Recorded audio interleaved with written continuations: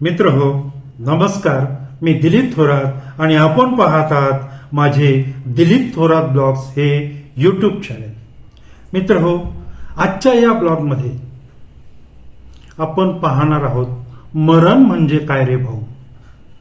तर मरण म्हणजे काय रे भाऊ या सदराखाली आपण आज पाहतोय हे रक्त माझेच आहे का. शंकेला खूप मोठी जागा निर्माण होते हो. माझ्या शरीरातले रक्त हे माझेच आहे का, ही शंकेला खूप मोठी जागा निर्माण होते. आणि ती होते ती पुण्यातील एका बातमीमुळे. होय, मी अगदी बरोबर बोलतोय. अहो, आपल्या देशामध्ये हे जे काही शासकीय रुग्णालय आहेत, निमशासकीय रुग्णालय आहेत, यांच्यामध्ये जो काही भ्रष्टाचार फोफावलेला आहे त्याबद्दल मला आज बोलायचं आहे. आणि किस्साही अगदी तसाच आहे. ऐकूया. पुण्यातील एक मोठे बिल्डर विशाल अग्रवाल आणि त्यांचा अल्पवयीन मुलगा, त्याने 19 मे रोजी कल्याणी नगरमध्ये जो काही प्रताप केला त्या प्रतापाची ही बातमी. मित्र, अगोदरच मी 2-3 बातम्या याबद्दल टाकलेल्या आहेत, यावर आपली चर्चा झालेली आहे. परंतु आज एक नवीन नमुना पुढे आला आणि त्यामुळं मला आज मरण म्हणजे काय रे भाऊ या सदराखाली तुमच्या समोर यावं लागलं. बघूया नक्की बातमी काय आहे ती. या प्रतापी चिरंजीवांना अवघ्या 12 तासामध्ये जामीन मंजूर झाला होता. आणि या चिरंजीवांचे जे रक्त तपासणीसाठी जो नमुना पाठवला होता ससून हॉस्पिटलमध्ये, त्या ससून हॉस्पिटलच्या रक्ताच्या नमुन्यामध्ये अल्कोहोल आढळलेलं नाही. कारण जे रक्त तपासलं होतं ते रक्त या प्रतापी मुलाचं नव्हतं, ते भलतंच कुणाचं तरी रक्त होतं. आणि एवढं धाडस हे पुण्यातील ससून रुग्णालय कसं करतं, कुणाच्या जीवावर करतं, हा प्रश्न निर्माण होतो. मित्रांनो, इतका मोठा फ्रॉड हा कुणाच्या जीवावर निर्माण होतो. कोण या रुग्णालयांना पाठीशी घालतं, कुणाचा आशीर्वाद आहे या रुग्णालयांवर, याची कल्पना तुम्हालाही आहे. पण छाकली मूठ 1.25 लाखाची असं म्हणतात. आणि पुन्हा हे जे आशीर्वाद असलेली जी लोक आहेत, हीच लोक सारवासारव करायला पुण्यामध्ये येत असतात. कुणाचा तरी आशीर्वाद असल्याशिवाय एवढं मोठं धाडस कोणीही करू शकत नाही. अहो, रक्ताचे नमुनेच बदलले जातात.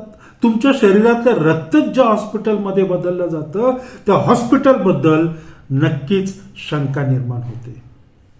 असे असेल तर गरीब जनतेने कुणाच्या विश्वासावर या सरकारी किंवा निमसरकारी रुग्णालयांमध्ये जायचं. काही महिन्यापूर्वीची बातमी सांगतो. ललित पाटील, तुम्ही नाव ऐकलेलंच असेल. ललित पाटील ड्रग माफिया, याला पळून जाण्यासाठी याच ससून रुग्णालयाने मदत केली होती. या ससून रुग्णालयामध्ये हा ललित पाटील ऍडमिट असताना अजून काय काय करत होता या बातम्या तुम्ही ऐकलेल्या आहेत.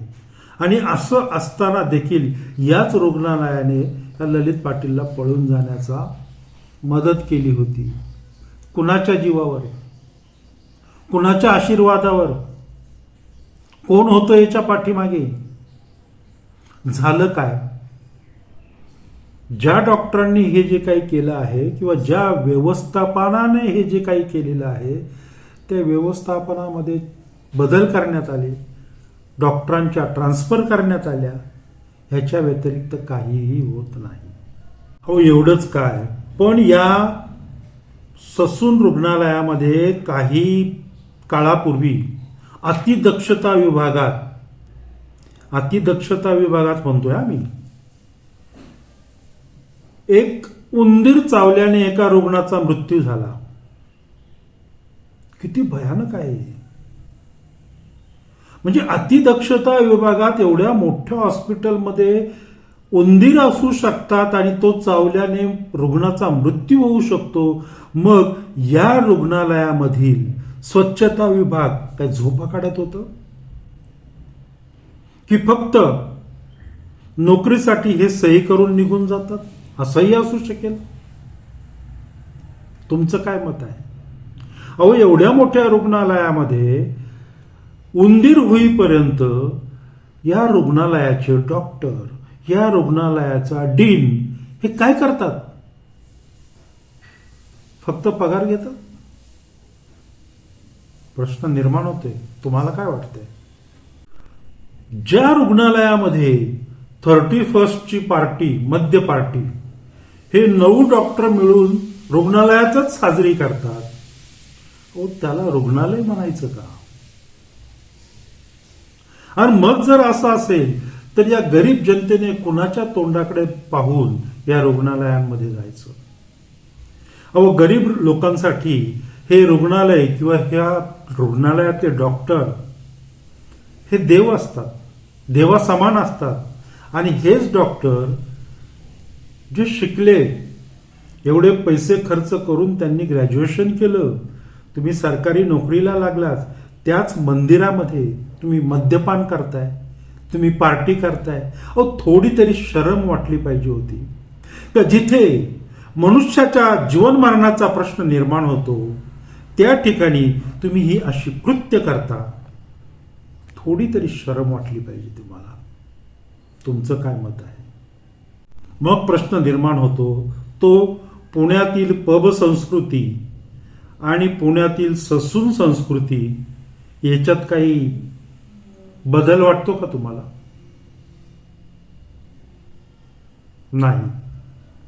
खुल्ले आम ज्या वेळेला ही अशी मद्य पार्टी केली जाते, ती ज्या वेळेला निदर्शनास येते त्यावेळेला त्याची बातमी बनते. बातमी एकदा बनली, पण हे असे प्रकार कितीतरी वेळा घडत असतील, घडले असतील. किंबहुना मद्यपान करून काही मंडळी या ससून रुग्णालयामध्ये कामही करू शकतात, अशी शंका निर्माण होते. या ससून रुग्णालयामध्ये जी यंत्रणा आहे ती भ्रष्टाचाराने इतकी पोखारलेली आहे, वशिलेबाजीने इतकी पोखारलेली आहे की काही लाख रुपये देऊन स्वतःची ट्रान्सफर या ससून रुग्णालयामध्ये करून घेतली जाते, अशा बातम्या आहेत. आणि हे ट्रान्सफर करून देणारे किंवा भ्रष्टाचार करणारे जे कोणी असतील, त्यांना तरी शरम वाटली पाहिजे की जिथे माणसाच्या जीवन मरणाचा प्रश्न येतो, निर्माण होतो, तिथे तरी तुम्ही भ्रष्टाचार करू नका. तिथे तरी तुम्ही मानवतेला जागा, तिथे तरी तुम्ही मानवतेचा धर्म पाळा. पण ही जी नीच संस्कृती आहे, ही नीच संस्कृती आपल्या कुठल्या लोकांमुळे होते ते आपल्याला माहित नाही का? आपल्याला सर्व काही माहित आहे मित्र हो, परंतु आपण काही करू शकत नाही. ज्या वेळेला तुम्ही जागे व्हाल, ज्या वेळेला तुम्ही आंदोलन कराल, ज्या वेळेला तुम्ही रस्त्यावर याल, त्यावेळेला कदाचित थोडाफार बदल झाला तर होऊ शकतो. काही गोष्टींवर निर्बंध घाला, काही गोष्टींवर बहिष्कार घाला. आता कुठल्या गोष्टींवर बहिष्कार घाला हे मी असं खुलेआम सांगू शकत नाही, पण म्हणतात ना की शहाण्याला शब्दाचा मार, ते करा. त्यावेळेला हे जे काही भ्रष्टाचार करणारे जे गेंडे आहेत ते जाग्यावर येतील आणि भ्रष्टाचार करून घेणारे जे काही आहेत ती माकडं, तेही जाग्यावर येतील. भीती वाटली पाहिजे असं सगळं करताना. या लोकांना कुणाचीही भीती उरलेली नाही. जनता, ह्या देशाची खरी दौलत म्हणजे जनता आहे. आज जनतेला डावललं जातंय. 5 वर्षातून एकदा फक्त नमस्कार वगैरे वगैरे वगैरे केलं जातं. पण ते किती खरं असतं आणि किती खोटं असतं हे तुम्हाला कळालं पाहिजे. आणि मित्र हो, काही कार्यकर्ता म्हणजे फार महान भाग आहे. त्यांच्यापासूनही थोडंसं सावध राहणं फार गरजेचं आहे. मायबाप सरकारला हात जोडून एक विनंती आहे. आता मायबाप सरकार म्हणणं ते काय मला एवढं प्रशस्त वाटत नाही, परंतु सरकारला एक विनंती आहे की बाबांनो, जिथं मनुष्याच्या जीवनाचा प्रश्न निर्माण होतो ना, तिथे पाठीमागे उभे राहा. कोरोनाच्या काळामध्ये असं म्हणतात की अनेक भ्रष्टाचार झाले. पीपी किटचा भ्रष्टाचार झाला, खिचडीचा भ्रष्टाचार झाला. कमीत कमी एवढ्या ठिकाणी तरी मानव जातीचा जिथं प्रश्न निर्माण होतो, मानवाचा जीवनाचा जिथे प्रश्न निर्माण होतो, की बाबांनो तिथं तरी आमच्या गरीब जनतेला माफ करा हो. तुम्हाला जिथे काय करायचंय भ्रष्टाचार तिथे करा, पण गरीब जनतेच्या त्यांना जी काही आश्वासनं देऊन त्यांच्याकडून तुम्ही मतं घेता आणि त्यांच्या जीवावर तुम्ही भ्रष्टाचार करता. मित्र हो, हे असं करू नका. आणि आपल्या भारतातली जनता, आपल्या भारतातले गोरगरीब लोक, त्यांना सुखसुविधा द्या, त्यांना जगवा.